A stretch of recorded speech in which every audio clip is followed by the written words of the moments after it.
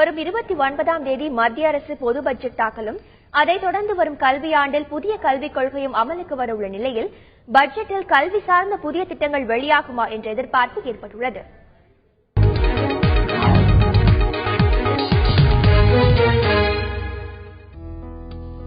மத்திய அரசு கல்வித்துறைக்காக அதிக அளவில் நிதி ஒதுக்கீடு செய்வதில்லை என்ற குற்றச்சாட்டு பல ஆண்டுகளாக கல்வியாளர்கள் மத்தியில் இருந்து வருகிறது. ஒரு பொருள் வாங்கும் போது எஜுகேஷன் செஸ் என்ற வகையில் வரிப்பிடித்தம் செய்யப்படுகிறது. இதன் மூலம் கடந்த நிதியாண்டில் மட்டும் 2.3 லட்சம் கோடி ரூபாய் திரட்டப்பட்டுள்ளது. ஆனால் கடந்த நிதியாண்டில் கல்வித்துறைக்கான மொத்த நிதி ஒதுக்கீடு 69,074 கோடி ரூபாய் மட்டுமே. 2016-2017 ஆண்டிற்கான பட்ஜெட்டில் 80,000 கோடி ரூபாய் வரை நிதி ஒதுக்கீடு செய்யப்படலாம் என்று எதிர்பார்க்கப்படுகிறது. கோத்தாரி கமிஷன் பரிந்துரையை மத்திய அரசு ஏற்றுக்கொண்டும் கூட நாட்டின் மொத்த உள்நாட்டு உற்பத்தியில் 6 விழுக்காடு நிதியை கூட இதுவரை ஒதுக்கவில்லை. பல்வேறு ஆராய்ச்சி மாணவர்களுக்கு தரப்பட வேண்டிய ஃபெலோஷிப் பணம், ஸ்காலர்ஷிப் பணம் நிதி போதுமான அளவு இல்லாதனால நிறுத்தப்பட்டிருக்கிறதாக தகவல் வருது. ஆசிரியர் பணியிடங்கள் பல அரசு கல்லூரிகள்ல நியமிக்கப்படாமல் இருக்கு, பல்கலைக்கழகங்கள்ல நியமிக்கப்படாமல் இருக்கு. உயர்கல்வியிலும் சரி, பள்ளி கல்வியிலும் சரி, செய்ய வேண்டிய பல்வேறு மாற்றங்களுக்கும் பல்வேறு முன்னேற்றங்களுக்கும் மிக அதிகப்படியான நிதி தேவைப்படுகிறது. அக்யூமுலேட்டட் நீட்ஸ் சொல்லுவாங்க, குவிக்கப்பட்ட தேவைகள்.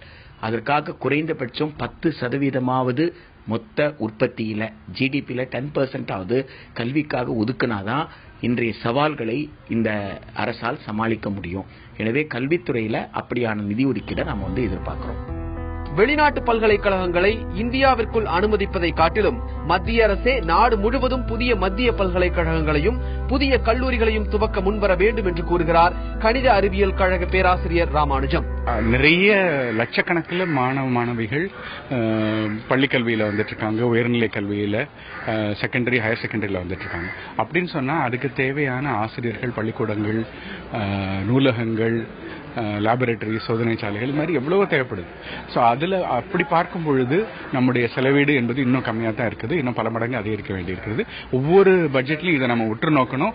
ஏன்னா ஒரு பக்கம் இன்ஃப்ளேஷன்லாம் பேசுகிறோம், அதில் இறுதியில் பள்ளிக்கு சேரக்கூடிய செலவீடுங்கிறது குறையக்கூடாது. புதிய கல்லூரிகள், பள்ளிகள் போன்றவற்றில் மத்திய அரசு தீவிர கவனம் செலுத்துவதுடன் கணிதம், அறிவியல் சார்ந்த ஆராய்ச்சி திட்டங்களுக்கு தாராளமாக நிதி ஒதுக்கீடு செய்ய வேண்டும் என்பதும் கல்வியாளர்களின் எதிர்பார்ப்பாக இருக்கிறது. தந்தி டிவி செய்திகளுக்காக ஒளிப்பதிவாளர் ராஜ்குமாருடன் சங்கரன்.